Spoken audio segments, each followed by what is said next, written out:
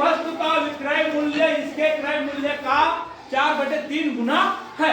आप इसको सिर्फ प्रश्न को समझना है, लाभ प्रतिशत मालूम हो जाएगा।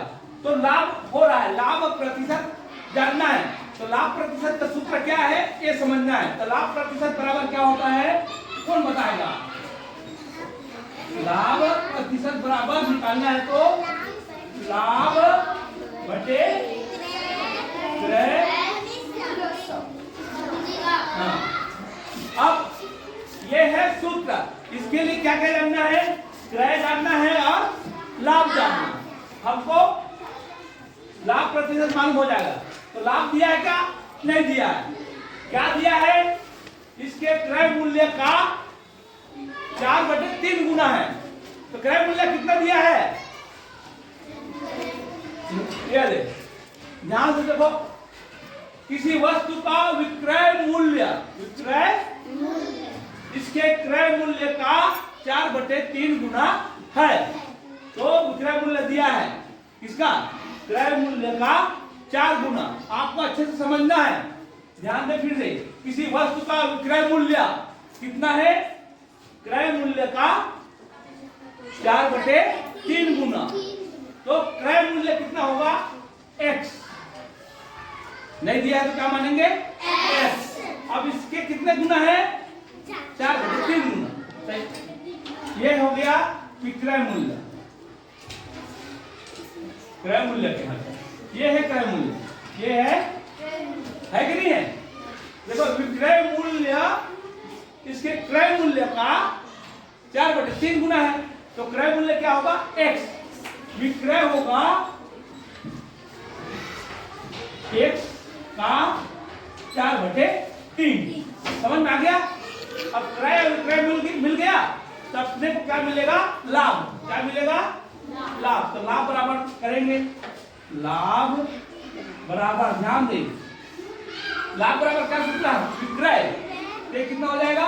4x/3 गुना हो जाएगा ना, ऋण क्रय मूल्य। क्रय क्या है? x। भिन्न बन गया, क्या करें? बटे 1 कर दो। ठीक है, कोई घबराने का सवाल नहीं है इस तरह का।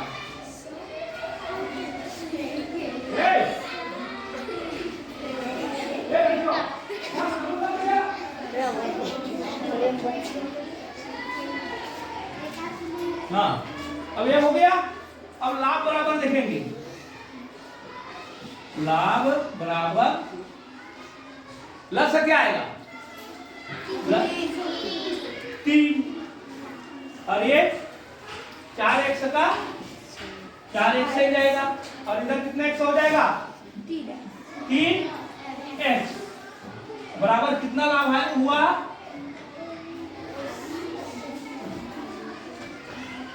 4x में 3x गया तो कितना? 1x बने x। ठीक है, समझ में आया नहीं आया? ये हो गया। अब आपको प्रतिशत निकालना है। तो लाभ हो गया, देखो लाभ बोलो x/3। x/3। क्रय मूल्य कितना है? x। तो क्या कर सकते हैं? भागित, नीचे नहीं लिखेंगे, क्या करेंगे? भागित x गुणित 100। बात समझ में आ रहा है मेरा? पहले प्रश्न को समझना है, इसको अच्छे से समझेंगे, वीडियो देखेंगे और समझेंगे। ठीक है ना? इसी तरह से प्रश्न आते हैं, एकदम सरल नहीं आते। ये भी सरल है लेकिन समझना है। ठीक है, फिर से समझा रहा हूं। देखो, किसी वस्तु का विक्रय मूल्य इसके क्रय मूल्य का 4/3 गुना है। और विक्रय मूल्य, तो क्रय मूल्य कितना है? x। तो उसी का 4/3 गुना कर दिया। तो गुना करेंगे 4x/3 आएगा। ये विक्रय हो गया या क्रय हो गया। और लाभ प्रतिशत में पहले क्या निकालना पड़ेगा? लाभ। तो लाभ के सूत्र को जानते हैं, विक्रय ऋण क्रय। विक्रय ऋण, इसको निकाल दिया तो ये मालूम हो जाएगा। अब आपको भिन्न आता है, लसन निकालने तो हो गया, इतना आ जाएगा। भिन्न निकालने के बाद में अब ये आने के बाद में इसको घटाने के बाद क्या आएगा, 100/3 आ गया। 100/3 को कहाँ लगाना है आपको, प्रतिशत वाले सूत्र में, लाभ बटे क्रय मूल्य। तो क्रय बटे की जगह क्या दिया, भागित। समझ में आया। देखो एक बार बटे हो गए, दोबारा बटे नहीं होगा, क्योंकि इससे फिर सवाल बनाने में कठिन हो जाता, होता तो है लेकिन सवाल बनाने में कठिन हो जाता। बटे भागित x गुणित 100। अब देखेंगे x/3 भागित का गुणित 1/x आ गया। फिर क्या होगा, गुणित 100।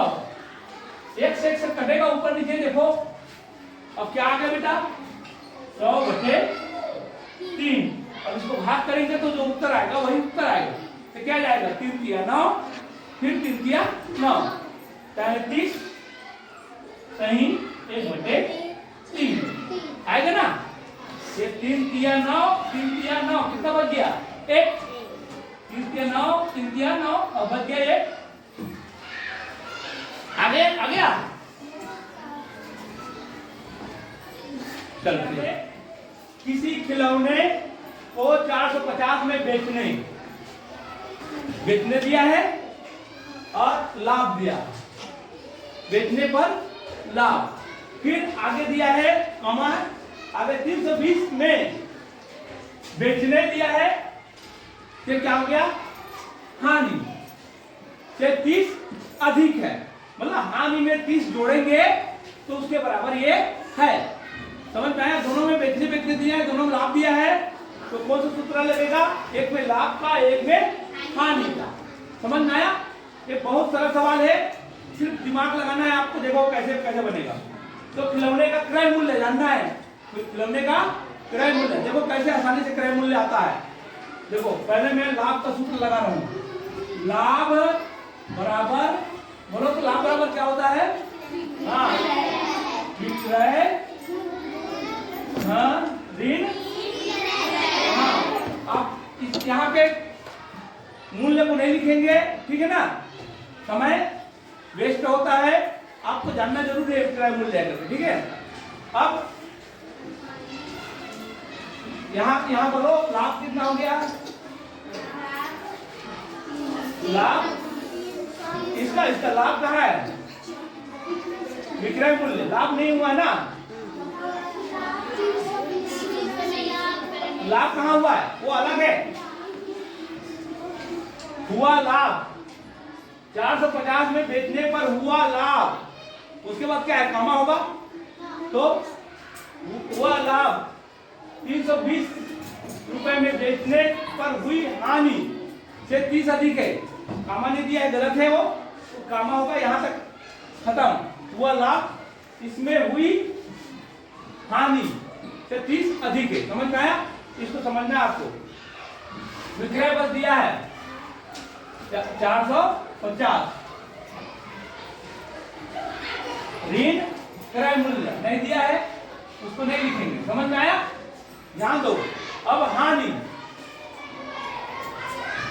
हानि बराबर क्या होता है, क्रय ऋण विक्रय, क्रय ऋण विक्रय। क्रय कितना है, क्रय नहीं दिया है, क्रय नहीं दिया है, ध्यान दें। विक्रय 320, ठीक है ना, से 30 अधिक है, 30 अधिक है एल, तब ये बराबर होगा। ये दोनों अब बराबर होगा, लिखा उसके हिसाब से। समझ में आया। 2 बार बेचा, एक बार लाभ में, एक बार 450 में बेचने पर हुआ लाभ, 320 में बेचने पर हुई हानि। दोनों बराबर है कब, 30 अधिक होगा तब। 30 अधिक कर दिया, अब होगा बराबर। अब इसी को सूत्र में लगाएंगे। अब दोनों बराबर हो गए ना, तो दोनों को बराबर करेंगे। देखो 450 ऋण क्रय, इसका बराबर है क्रय ऋण 300, उसको घटा दो, जरूर नहीं घटाना, 320 धन 30 हो गया। अब इसको क्या करना है, क्रय को निकालना है तो क्रय को ट्रांसफर करेंगे हम। ये ऋण है और ये धन है, तो ऋण तरफ ऋण क्या होता है, धन तरफ जाएगा, तो कितना हो जाएगा, 2 क्रय। कितना हो जाएगा, 2 क्रय, 2 क्रय, एक ठो क्रय और एक ठो क्रय, कितना क्रय हो गया, 2 हो गया। अब ये ऋण है, छोटा है ना, एक इधर आएगा, इधर जुड़ेगा, समझ में आया। ये धन है, इधर आके ऋण होगा, तो 450 तरफ आएगा, ध्यान देंगे, 450 धन, 320, ये हो गया ऋण, ऋण 30। बात समझ में आ रहा है।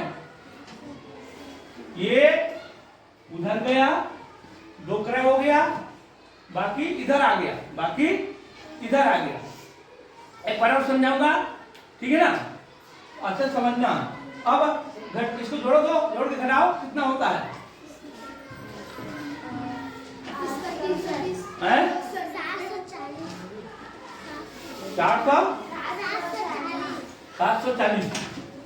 740 बराबर 2 ठो क्रय, 2 ठो क्रय।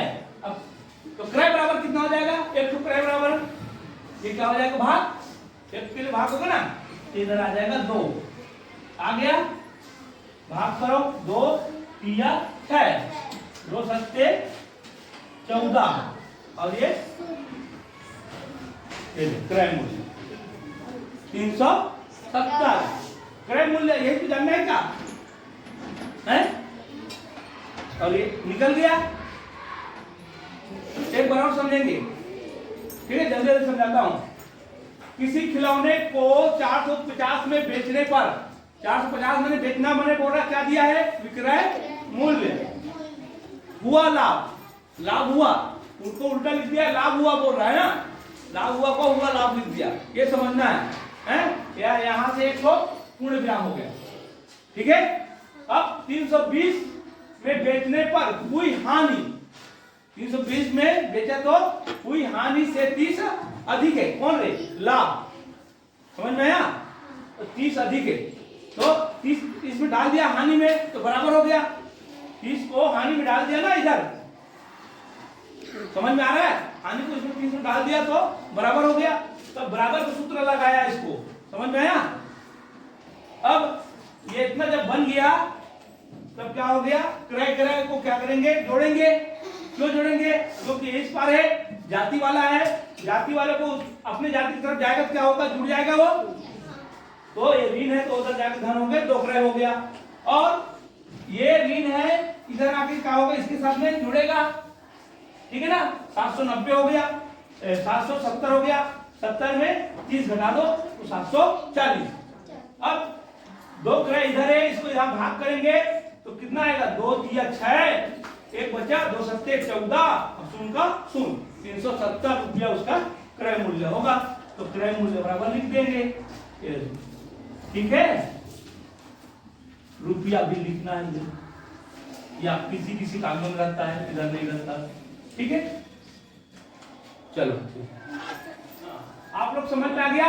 एक दुकानदार ने 1 दर्जन पेंसिल 30 रुपया में बेचा, 30 रुपया में, तो उसको कितना लाभ हो गया, 10 रुपया का, तो कितना में खरीदा होगा, 20। समझ में आ गया ऑटोमेटिक।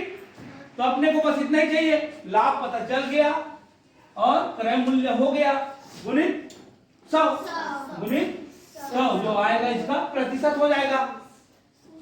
क्या करूं इसको, 2 एकम 2, ये 50%, हाँ ठीक, समझ में आ गया।